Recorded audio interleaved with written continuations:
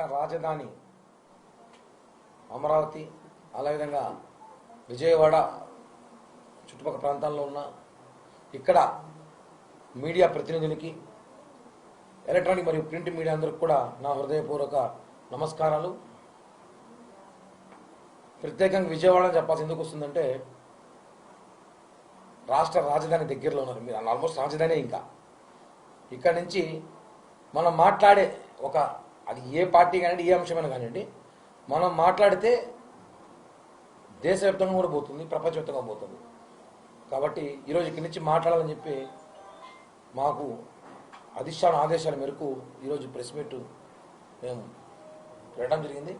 దీనికి ఇక్కడ స్థానికంగా ఉన్న జనసేన పార్టీ మహిళలు, వీర మహిళలు, జనసేన పార్టీ నాయకులు కూడా పాల్గొనడం జరిగింది. ముందుగా విషయంలోకి వెళ్తే, నిన్నటి దినం మా జనసేన అధినేత ఈ రాష్ట్ర ఉప ముఖ్యమంత్రి శ్రీ పవన్ కళ్యాణ్ గారు ఆయన 3 వారాల విశ్రాంతి తర్వాత ఆయనకున్న సమస్య, ఆరోగ్య సమస్యని ఆయన క్లుప్తంగా, కొంతమంది కుక్కలకు అర్థమయ్యేలాగా క్లుప్తంగా ఆయనకున్న సమస్యని ఆయన వివరించి నిన్న కార్యకర్తలతో ఒక అద్భుతమైన సమావేశం ఏర్పాటు చేశారు. అందరూ చూసాం ప్రపంచంగా. వెంటనే నిన్న రాత్రి నుంచి జగన్మోహన్ రెడ్డి దగ్గర ఉన్న విశ్వాస కుక్కలు, మామూలు వాలంటీర్ విశ్వాస కుక్కలాడి చాలాసార్లు పేరు నేను అంటాడు కదా, మేము జగన్ దగ్గర కుక్కల్లాగా పడి ఉంటాం, కుక్కలని వాళ్ళే ఒప్పుకుంటారు. విశ్వాస కుక్కలు మొరడం స్టార్ట్ చేశాయి. మేము ఒక విషయం అడుగుతున్నా, ఆత్మగౌరవం కాపాడుకుందామని పవన్ కళ్యాణ్ గారిని చెప్పిన వెంటనే అది ఎవరికి అర్థమో వాళ్ళకి అర్థమైంది, వీళ్ళకి అర్థం కాదా, వీళ్ళకి తప్ప అందరికి అర్థమైంది. మా జన సైనికులు, వీర మహిళలు ఒక్కసారి సంతృప్తిగా పనిచేస్తే, తృప్తిగా పనిచేస్తే ఎలా ఉంటుందో మొన్న ఎన్నికల్లో చూశారు. పేటీఎం గారికి తెలుసు. మీకు తెలియకపోతే మీ లెవెన్ రెడ్డిని అడగండి. మీ లెవెన్ రెడ్డిని, సార్ జన సైనికులు, వీర మహిళలు సంతృప్తిగా పనిచేస్తే మన పరిస్థితి ఏంటి సార్ అంటే, ఒరే బాబు వాళ్ళ జోలికి ఎందుకురా అంటాడు. అలాంటి పరిస్థితులు మీకు ఉన్నాయి. ఈరోజు మీరు మమ్మల్ని మాట్లాడుతుంటే హాస్యాస్పదంగా ఉంది. ఒక్కొక్కడు వస్తాడు, జూ పార్కులో పేర్లని చెప్తాడు, సింహం, పులి, ఏనుగు అంటారు. ఒరే బాబు మేము అడతా ఇందాక ఒక డేటా తీసిన, మీరు సింహం, పులులు, ఏనుగు అంటారు కదా, మీరు జగన్మోహన్ రెడ్డి చిన్న సింహం అయితే వాళ్ళ నాన్న పెద్ద సింహం అనుకోండి.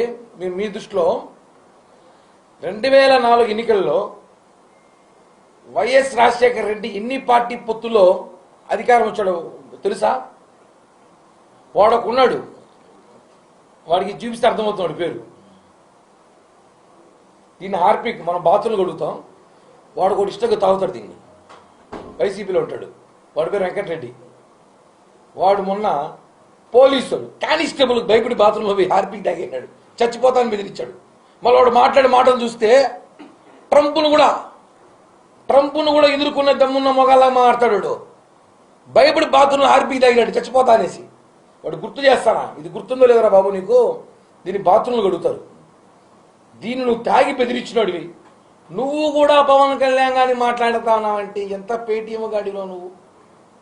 నీ పేరు హార్పిక్ రెడ్డి పెట్టాలి, ఆయన లెవెన్ రెడ్డి, హార్పిక్ రెడ్డి. ఎందుకు గుర్తు చేస్తే మర్చిపోయినాడు. హార్పిక్ తాగి బాత్రూంలో దాక్కున్నాడు కూడా మా గురించి మాట్లాడతాడు. 2004 ఎన్నికల్లో Rajasekhar Reddy, TRS, CPI, CPM అన్ని పార్టీలు కలిసి ఆ రోజు 9 సంవత్సరాల పరిపాలన చంద్రబాబు నాయుడు గారి ప్రభుత్వాన్ని తీసేయాలని చెప్పి మీరు చేసిన పనులు ఆ రోజు కూటమి కట్టి అధికారంలోకి వచ్చారు. అప్పుడు ఈ సింగలు, సింహము, ఏనుగు, పులులు లేవినారా ఆయన?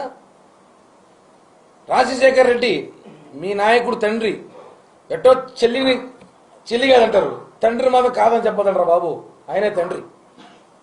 రాజశేఖర రెడ్డి జగన్మోహన్ రెడ్డి తండ్రి.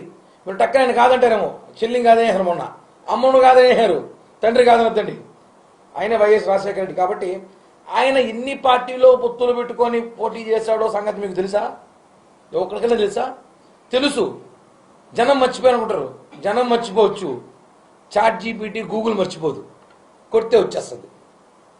కాబట్టి రాష్ట్ర అభివృద్ధి కోసం రాష్ట్ర ప్రయోజనాల కోసం పవన్ కళ్యాణ్ గారు పొత్తులు పెట్టుకుంది వాస్తవం. మీరు ఎంతసేపు పవన్ కళ్యాణ్ గారు సీఎం అవ్వాలి